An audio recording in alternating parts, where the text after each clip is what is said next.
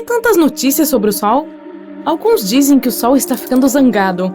Bom, o que isso significa exatamente? E devemos nos preocupar? Francamente, sim, devemos nos preocupar. Geralmente não é uma coisa boa ter muita luz solar. O seu componente ultravioleta é prejudicial à pele. É por isso que os humanos se adaptaram para um espectro de pigmentação da pele.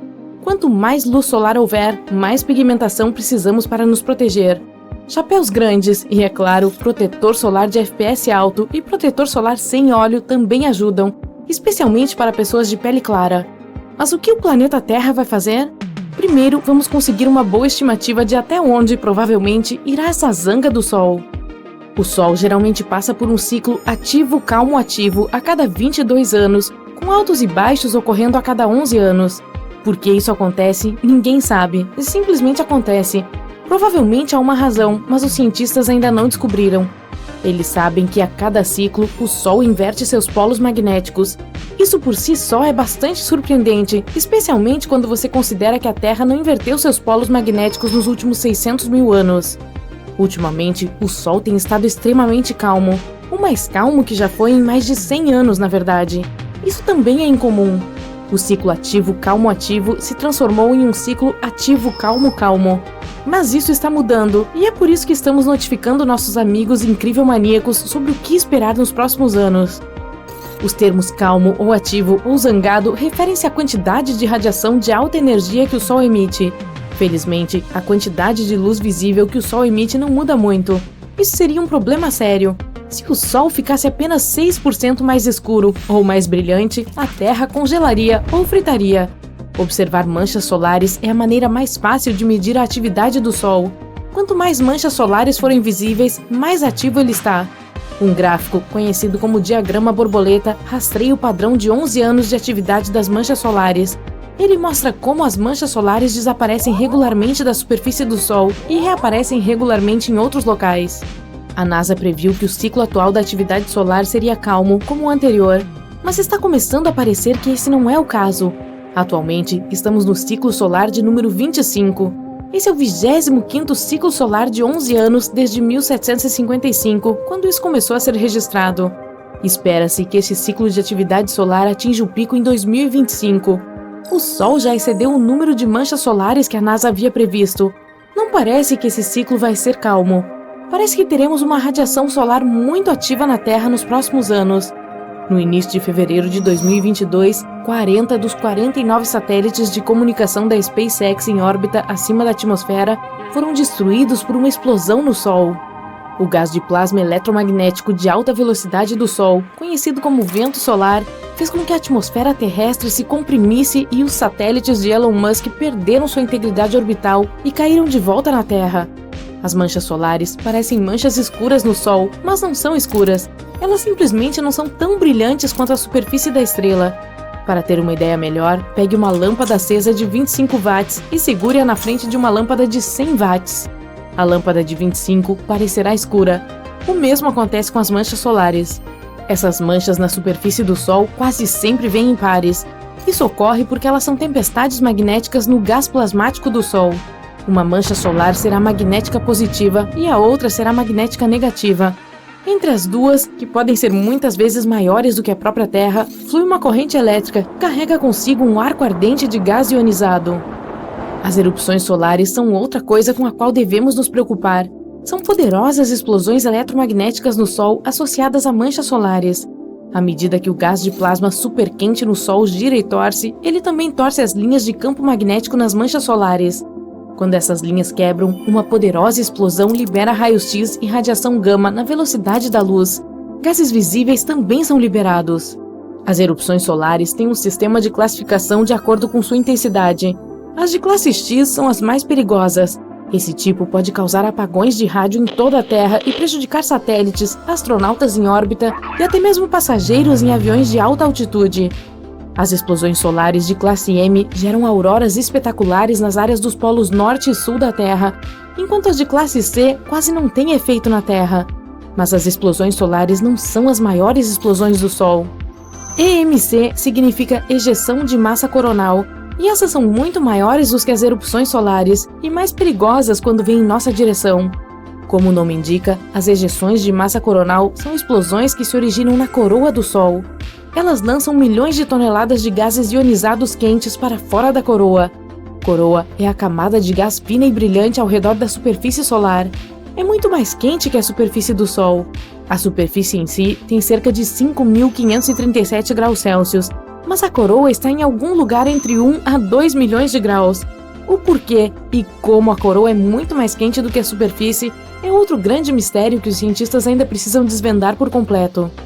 Uma teoria recente afirma que a coroa é aquecida por ondas sonoras e as reações nucleares do Sol fazem muito barulho. O projeto GONG, que significa Global Oscillation Networking Group, foi criado na Terra para monitorar as ondas sonoras no Sol. Legal, hein? Acontece que o Sol está tocando ou oscilando como um sino. E temos 5 locais de observação em todo o mundo. Um na Índia, um na Austrália, um nas Ilhas Canárias, um no Chile e um na Califórnia, que observam constantemente os mais de 10 milhões de ondas sonoras que se movem sobre e ao redor do Sol. Agora que o Sol está entrando em uma fase ativa, podemos esperar ver EMCs mais poderosos vindo em nossa direção.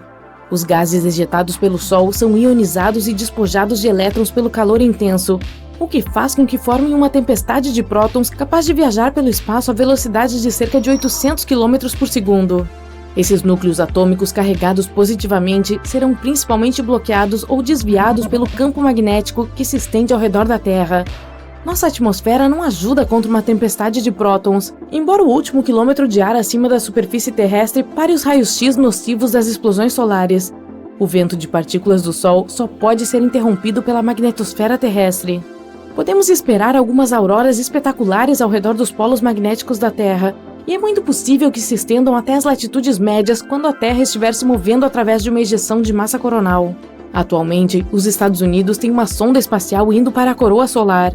Como a coroa do Sol se estende para fora por muitos milhões de quilômetros, a sonda Solar Parker, como é chamada, está cruzando 6,2 milhões de quilômetros da superfície da nossa estrela, ou cerca de 1/10 da distância até Mercúrio. A sonda está experimentando temperaturas de 1.315 graus Celsius, mas é mantida a temperatura ambiente perfeita. Um escudo térmico composto de carbono, de 11 centímetros de espessura, protege os telescópios e magnetômetros da sonda que medem a intensidade do vento solar. As 5 antenas que se projetam nos gases coronais são feitas de uma liga, que pode suportar as temperaturas extremas da coroa. O recente ciclo duplo de calma do Sol é um pouco preocupante ao tentar prever quão ativo o Sol será nesse ciclo. As manchas solares desapareceram completamente de toda a superfície por um longo tempo. É como se as distorções magnéticas que geralmente vemos na fotosfera do Sol tivessem entrado em colapso em seu interior. O magnetismo intenso está vindo à tona agora e rompendo a coroa. O Centro Nacional de Pesquisa Atmosférica em Boulder, Colorado, está prevendo que esse ciclo solar, o ciclo 25, será um dos mais fortes de todos os tempos. O último foi muito calmo, com uma contagem de apenas 116 manchas solares. A média é de 170, mas a previsão para esse ciclo está entre 210 e 260 manchas solares, o que seria um dos ciclos mais fortes de todos os tempos. Podemos perder mais satélites para um vento solar mais forte. Também podemos esperar sobrecargas na rede elétrica à medida que a tempestade de prótons atinge o pico em 2025. Isso significa que devemos esperar uma interrupção em nossos serviços de internet, à medida que os prótons carregados positivamente entram nos fios e nos transformadores e os sobrecarregam. Em 12 de março de 1989, um poderoso EMC atingiu a Terra e criou estragos tremendos em nossas redes elétricas. Experimentaremos algo dessa magnitude em um futuro próximo? Bom, fique atento, incrível maníaco! Considere o planeta interestelar, o andarilho cósmico que ninguém quer levar para casa. Basicamente, um planeta interestelar é um planeta que foi ejetado de seu próprio sistema estelar e agora está flutuando sem rumo pelo espaço como algo solitário no cosmo. Esses planetas não são apenas uma teoria. Os cientistas realmente detectaram alguns em nossa galáxia. Na verdade, as estimativas sugerem que pode haver muitos desses nômades cósmicos flutuando pela Via Láctea. E eles não são apenas mundos pequenos e rochosos como a Terra. Alguns deles são, na verdade, gigantes gasosos enormes, muitas vezes maiores que Júpiter. Esses gigantes poderiam ter suas próprias luas e até mesmo seus próprios mini-sistemas orbitando ao seu redor. Por exemplo, um dos mais famosos planetas interestelares que conhecemos tem um nome complicado. Aqui, leia você mesmo. Ele está localizado a cerca de 80 anos-luz de distância da Terra e foi descoberto em 2013. Estima-se que esse planeta interestelar tenha cerca de 6 vezes a massa de Júpiter, e acredita-se que tenha cerca de 12 milhões de anos de idade. E sim, só porque esses solitários cósmicos não têm uma estrela, não significa que sejam super frios. Eles ainda podem gerar calor e luz a partir de seus próprios processos internos. Alguns podem até ter campos magnéticos e auroras, assim como a Terra. Em outras palavras, os planetas interestelares podem ser potencialmente habitáveis, se tiverem as condições certas. Então, como seria a vida em um planeta assim? E será que poderíamos viver em um mundo assim? Bom, viver em um planeta interestelar pode ser uma existência solitária. Eles não têm um sol quente para se aquecer, uma atmosfera aconchegante para se aconchegar e nenhum vizinho cósmico para fazer um churrasco. É por isso que temos que ser criativos. Vamos começar com o problema mais óbvio. Será difícil ficar sem luz e calor. Então, como resolveremos isso? Bom, provavelmente teríamos que investir em aquecedores espaciais muito sofisticados e usar trajes espaciais modernos e superaquecidos. Ou poderíamos inventar uma maneira totalmente nova de gerar eletricidade sem depender da energia solar. Por exemplo, que tal usar a energia geotérmica? Isso sim é que é quente. Cada planeta tem uma fonte interna de calor. Sem ela, todos eles não passariam de rochas frias e sem vida flutuando no espaço. Esse calor interno pode ser aproveitado e usado para alimentar tudo, de casas a fábricas e naves espaciais. É como ter uma banheira de hidromassagem grande o suficiente para alimentar uma cidade inteira, e essa cidade muito provavelmente estará localizada no subsolo, mais perto da fonte de calor. E quanto à luz, bom, provavelmente teríamos que construir algumas lanternas realmente brilhantes. Ou talvez até aprender a criar via engenharia genética alguns organismos bioluminescentes para iluminar nossas casas. Imagine bases espaciais repletas de cogumelos e plantas de neon. Por sinal, falando em plantas, seria muito difícil criar vida vegetal sem uma estrela. Então, o que comeríamos? Bom, poderíamos usar as mesmas aberturas geotérmicas de que falamos, ou algumas reações químicas para nos sustentar. E talvez desenvolvêssemos um gosto por alimentos ricos em enxofre, ou começássemos a fermentar nossas próprias bebidas a partir da lama vulcânica borbulhante. Que delícia! Mas além da comida, temos um problema mais importante. Viver em um planeta interestelar seria de tirar o fôlego, literalmente. Não teríamos ar. Veja bem, nem todos os planetas interestelares têm atmosferas boas e estáveis. Tudo depende de seu tamanho, composição e outros fatores. Mas mesmo que o nosso novo lar tenha uma atmosfera, ela pode ser incrivelmente fina e instável. Não teríamos um céu azul bonito ou um pôr do sol dramático para admirar. Em vez disso, estaríamos olhando para o vazio infinito do espaço, onde as estrelas seriam mais brilhantes do que nunca. E esqueça os padrões climáticos. Sem uma atmosfera para criá-los, não teríamos chuva, nem neve, nem tempestades. E esses são apenas alguns problemas menores. O que é pior, a temperatura do planeta seria extremamente flutuante, oscilando de um calor insuportável para um frio insuportável. Seria como viver em um forno que está sempre sendo ligado e desligado. E finalmente estaríamos expostos a todos os tipos de detritos espaciais e radiação cósmica. Portanto, se você não quiser ser torrado, talvez seja melhor investir em um bom protetor solar. Então, como podemos consertar isso? Bom, teríamos que encontrar uma maneira de gerar nosso próprio oxigênio e provavelmente criar algo como uma biosfera da era espacial. Por exemplo, poderíamos cultivar algumas plantas que produzissem oxigênio ou precisaríamos aprender a filtrar o ar com algo como um purificador de ar de alta tecnologia. Por fim, temos o último problema mais importante: encontrar água. E é aqui que os oceanos submarinos vêm em nosso auxílio. Agora estamos realmente mergulhando fundo nas possibilidades. Mas falando sério, os cientistas sugerem que alguns desses planetas podem de fato ter oceanos submarinos. Seria como viver em um balão de água gigante que foi enterrado no subsolo, como o solo sob seus pés feito de gelo e rocha. Em outras palavras, poderíamos simplesmente explorar esses oceanos subterrâneos. Eles poderiam nos fornecer uma fonte de água para beber, cultivar e fabricar.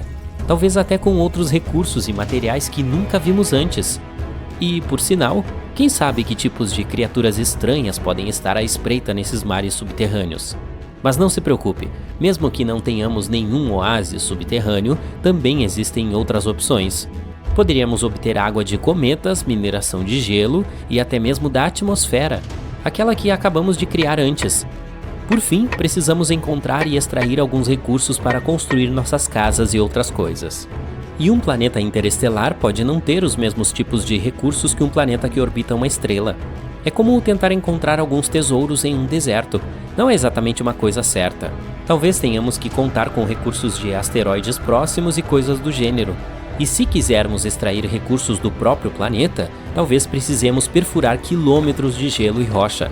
Mas se você estiver disposto a encarar o desafio, sempre há uma chance de ficar rico em um planeta interestelar. E quem sabe, talvez você descubra novos recursos que sejam ainda mais valiosos do que ouro ou diamantes. Excelente, parece que resolvemos os problemas mais importantes.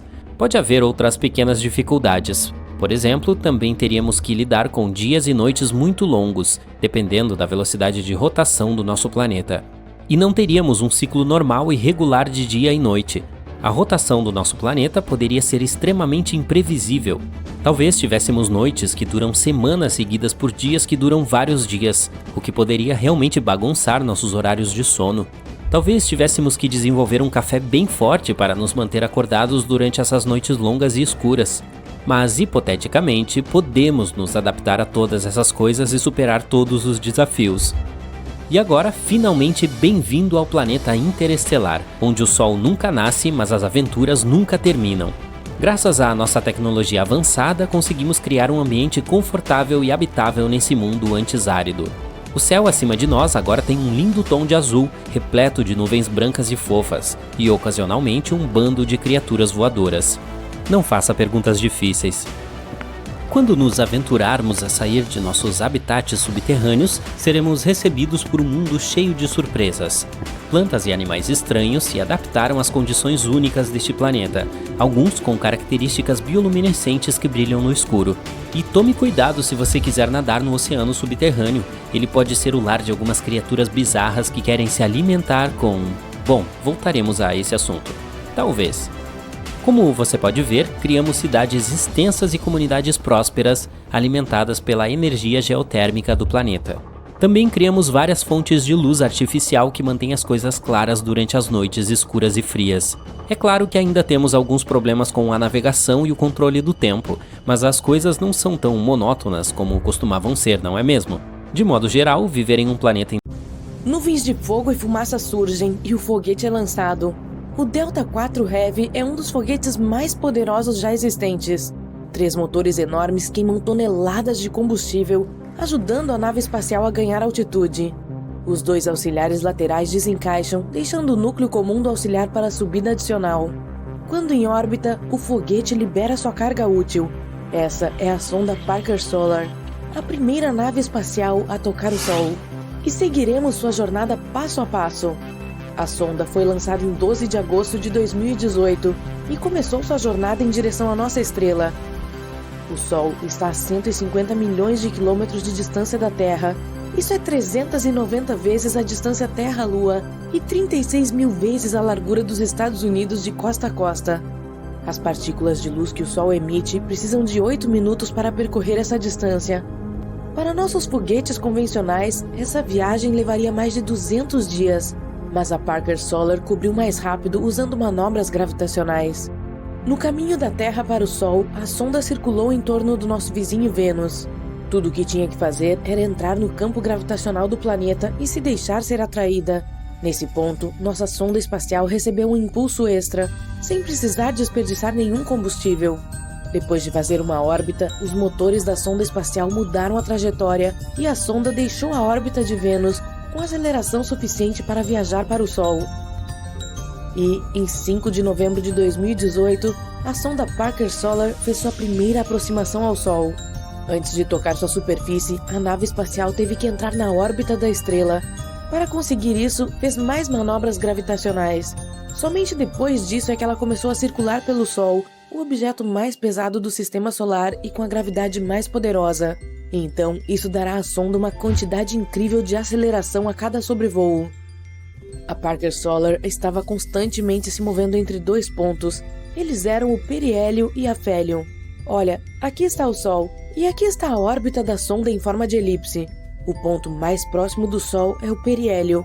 O Sol estava puxando a sonda para lá a uma velocidade incrível. Neste ponto, a sonda começou a se afastar da estrela. Ainda tinha muita velocidade e energia, mas estava lutando contra a força gravitacional da estrela, e então, gradualmente diminuiu. O ponto em que a sonda perdeu toda a sua aceleração é chamado de afélio. A força gravitacional da estrela venceu, e a sonda começou a se mover de volta em direção ao Sol, ganhando velocidade novamente. A sonda fez várias voltas seguindo uma órbita estável, mas depois sua órbita se cruzou com a de Vênus novamente. Outra manobra gravitacional. Depois disso, a trajetória da Parker Solar mudou ligeiramente e ganhou mais velocidade. O ponto periélio de sua órbita estava agora mais próximo do Sol. A sonda fez várias outras voltas seguindo essa nova órbita, e então novamente se aproximou de Vênus, outra abordagem ao Sol. Cada encontro com Vênus corrigia a trajetória da sonda e reduzia gradualmente sua distância da nossa estrela. Em abril de 2021, a sonda Parker Solar finalmente chegou tão perto do Sol que tocou a sua coroa. Embora a distância real entre a sonda e o Sol fosse de 8,5 milhões de quilômetros, isso ainda conta como um toque. Vamos olhar para a estrutura da nossa estrela cortando ao meio. Este é o núcleo do Sol. É cerca de 1/4 da sua largura. Esse núcleo é 150 vezes mais denso que a água. Devido à pressão intensa e alta temperatura, reações nucleares ocorrem por lá. O hidrogênio é convertido em hélio, emitindo uma quantidade incrível de calor e radiação. A camada seguinte é a zona de radiação. É aqui que o calor é transferido do núcleo para as próximas camadas. Mas os fótons aqui não se movem na direção externa. Eles podem ser direcionados para qualquer lugar e irradiados novamente muitas vezes. Os cientistas acreditam que o tempo médio que um fóton de luz leva para viajar do núcleo para a camada seguinte do Sol é de cerca de 10.000 a 170.000 anos. Depois tem a zona de convecção. Esta é aqui a considerada a superfície do Sol. Mas não é uma superfície sólida, é um oceano de plasma quente. Parece um favo de mel. Isso porque o plasma aquecido sobe das camadas inferiores, criando algo como mini geysers. E enquanto ainda está quente no meio desses geysers, suas bordas esfriam, criando um padrão incrível na superfície do Sol. As próximas camadas são a atmosfera solar. Primeiro, a fotosfera. Essa é a camada que emite luz. E é exatamente isso que você vê quando olha para o Sol. Mas cuidado, não faça isso. Você precisa de equipamentos especiais para olhar diretamente para a nossa estrela. A fotosfera tem até 400 quilômetros de espessura. Trata-se da altura em que a Estação Espacial Internacional se move acima da Terra. Então, tem a cromosfera, ou esfera de cor. Essa camada da atmosfera do Sol dá à estrela sua tonalidade avermelhada. Proeminências solares aparecem aqui. Essas são poderosas emissões de matéria que saem da superfície da estrela. Sua velocidade pode chegar a 700 km por segundo. Em algum momento, elas são pegas pelo campo magnético da estrela e puxadas para trás. E depois, há a coroa, um envelope gasoso do Sol. As descargas mais poderosas acontecem lá. Você pode ver a coroa durante eclipses, quando a Lua cobre o disco solar. Então, é possível notar algum tipo de brilho ao redor da estrela. Essa é a coroa. Estende-se por milhões de quilômetros ao redor do Sol. E a sonda Parker Solar tocou precisamente essa área. É aí que o material solar e a radiação ainda estão ligados à gravidade da estrela e não voam para o espaço. E tudo que está além dessa área é o vento solar, que é o material e a radiação que conseguem escapar da gravidade do Sol e partir para o espaço. A Parker Solar surpreendeu os astrônomos ao fornecer mais informações sobre esse limite. Acontece que não é uma parede circular perfeita como costumávamos pensar. O limite é irregular, parece mais uma cordilheira. Essas regiões acidentais têm essa forma por causa do fluxo irregular de plasma da superfície solar. Quanto maior e mais poderoso o fluxo, mais distante o limite está da superfície da estrela. Mas os cientistas ainda não sabem exatamente o que causa essa diferença. Depois de fazer o sobrevoo ao redor do Sol, a sonda Parker Solar continuou sua jornada e começou a se afastar da estrela novamente. Os pesquisadores estão esperando mais 4 aproximações em 2022. Em agosto de 2023, a sonda fará um sobrevoo ao redor de Vênus. Ela ganhará mais velocidade e se aproximará do Sol a uma distância recorde. O próximo sobrevoo de Vênus acontecerá em 2024 e espera-se que a Parker Solar seja capaz de suportar as altas temperaturas e radiação tão próximas ao Sol. Felizmente, os cientistas se preocuparam com isso, pois a sonda tem um escudo solar. Está ligado ao lado da sonda que ficará de frente para a estrela. É do tamanho de uma janela de casa e tem cerca de 11 centímetros de espessura. É feito de um material especial, capaz de suportar uma temperatura de cerca de 1370 graus Celsius. Isso é quase 6 vezes maior do que a temperatura de um forno de cozinha comum. O corpo da sonda é feito de um material branco que reflete a luz solar. Todo o equipamento científico é colocado bem no centro da sombra deste escudo. Se os raios solares atingirem o corpo desprotegido da sonda a curta distância, todo o equipamento vai parar de funcionar em apenas alguns décimos de segundo. A sonda está equipada com um instrumento de investigação de campos eletromagnéticos. Este é um sistema para medir campos elétricos e magnéticos, ondas de rádio, temperatura e densidade plasmática. O sensor de imagem de campo amplo para a sonda Parker Solar, ou WISPR, é um telescópio óptico, aquele que tirou essas imagens impressionantes do plasma em movimento na coroa solar. Essas auroras são o que você vê durante os eclipses solares. A investigação de ventos solares alfas e prótons mede prótons, elétrons e íons de hélio. Ajuda os cientistas a estudar os ventos solares. Muitas vezes prejudica nossa tecnologia. Erupções inesperadas na superfície do Sol causam ventos solares severos. Eles podem queimar chips em satélites orbitando a Terra. Considerando que temos a EEI, onde astronautas trabalham o tempo todo, precisamos saber mais sobre ventos solares e como nos proteger deles. Conforme a Parker Solar continua sua pesquisa, ela já estabeleceu vários recordes mundiais. É o objeto feito pelo homem mais próximo do Sol. É também o detentor do recorde de velocidade. Durante sua última aproximação ao Sol, a sonda atingiu uma velocidade de 162 km por segundo. Isso significa que poderia cobrir a distância de Nova York a Los Angeles em apenas 24 segundos, e uma viagem ao redor da Terra levaria cerca de 4 minutos. Uma viagem à Lua em tal nave espacial levaria apenas 40 minutos. Em 2025, a Parker Solar chegará mais próxima do Sol, atingindo uma velocidade de cerca de 690 mil km por hora. Mas mesmo essa velocidade é de apenas 0,064% da velocidade da luz.